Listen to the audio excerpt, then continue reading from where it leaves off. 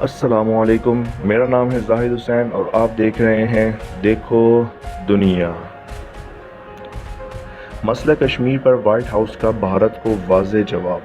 تفصیلات کے مطابق مسئلہ کشمیر کے حل کے لیے امریکی صدر کی پیشکش پر مشیر برائے معاشی امور لیری کورٹ سے سوال کیا گیا۔ صحافی نے سوال کیا کہ صدر ٹرمپ کے مطابق مودی کشمیر پر ثالثیہ کہتے ہیں لیکن بھارت تردید کر رہا ہے، جس پر لیری کورٹ نے جواب دیا کہ امریکی صدر خود سے کوئی بھی بات بڑھا چڑھا کر بیان نہیں کرتے۔ بطور صحافی امریکی صدر کی طرف سے غلط بیانی کہہ کر سوال پوچھنا توہین آمیز ہے۔ انہوں نے کہا کہ امریکی صدر کوئی بات بلا وجہ نہیں کرتے۔ خیال رہے کہ امریکی صدر ڈونلڈ ٹرمپ کی جانب سے کشمیر پر ثالثی کی پیشکش کے بعد بھارت میں صف ماتم بچھ گیا۔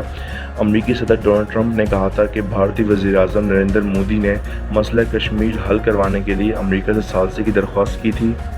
امریکی صدر ڈونلڈ ٹرمپ اور پاکستان کے وزیر اعظم عمران خان کی ملاقات نے بھارتی وزیر اعظم کو مشکل میں ڈال دیا۔